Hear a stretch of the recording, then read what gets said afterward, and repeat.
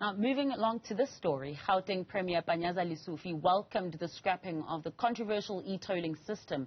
A government gazette issued today terminates the scheme from the 11th of April.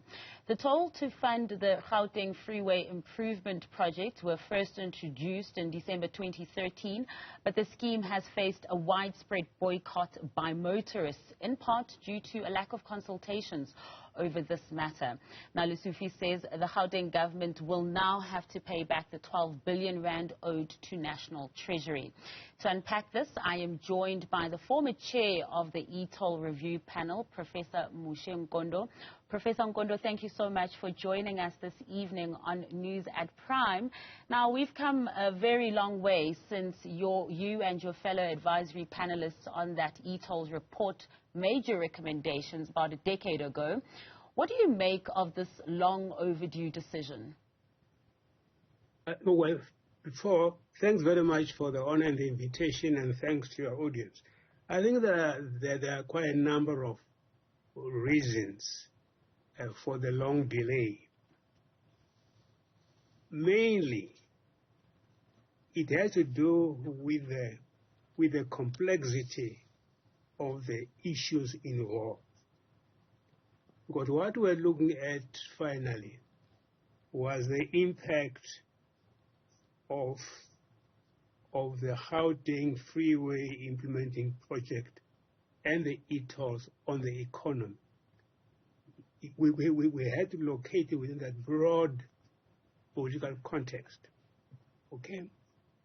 And then our objective really was to develop and manage more effectively the Gauteng transport system, provided the people are involved in the process. This partly caused the delay, because the people insisted on active participation in the entire project. And that is a democratic right. So we had to go around the province consulting, so many people and so many structures.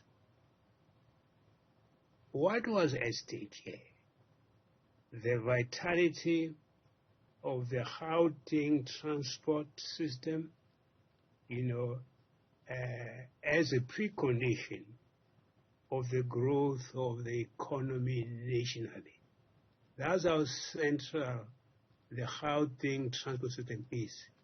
It is vital for the national economy, and also for fashioning more cooperative relations between government and the people. That has to be underlined in think pencil. The people on the ground throughout insisted on active participation in thinking through all the issues. The people had to be consulted. The people must be consulted. Built into that are interminable decision delays because of the range and scope of the constituencies involved. It were to cover all transport users and all major transport issues. We tried so hard to consult all transport users in Gauteng, rich and poor, big and small, focusing on the quantity of the services and the quality. And those are very, very difficult things to analyze. We had to consult almost all the major transport institutions, including SANRA. We had to. This, therefore, was a very complex process.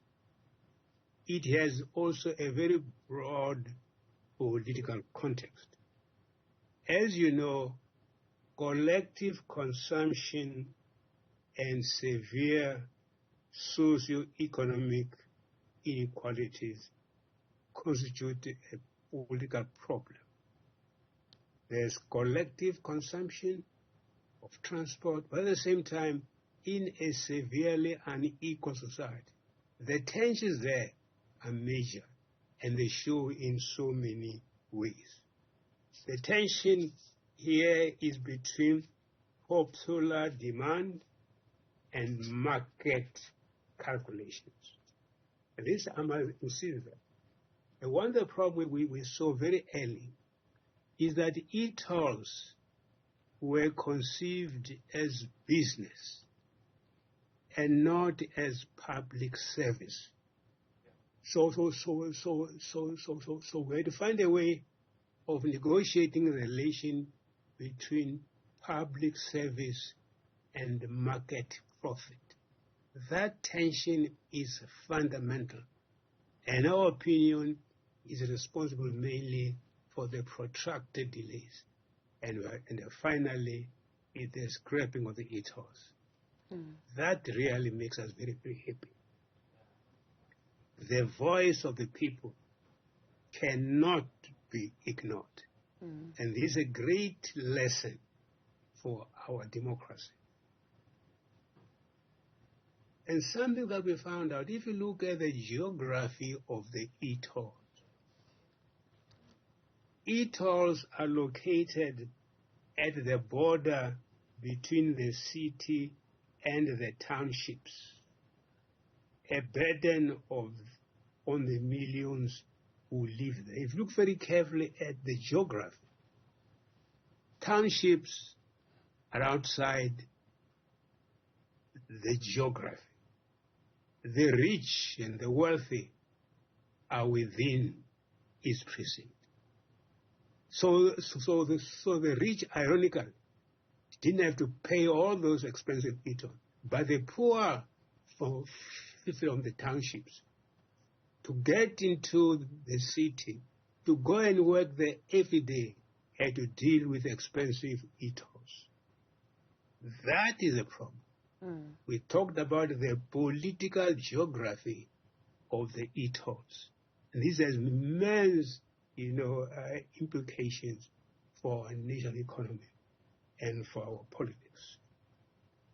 Why the delay?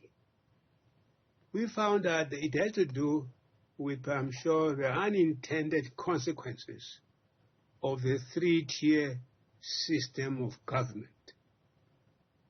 The national, the provincial, and the local. In this case, the national.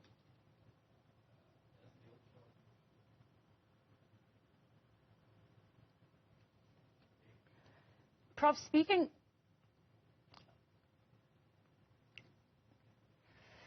Unfortunately, we have lost the professor there as we're speaking about that decision that's been taken on the e-tolls.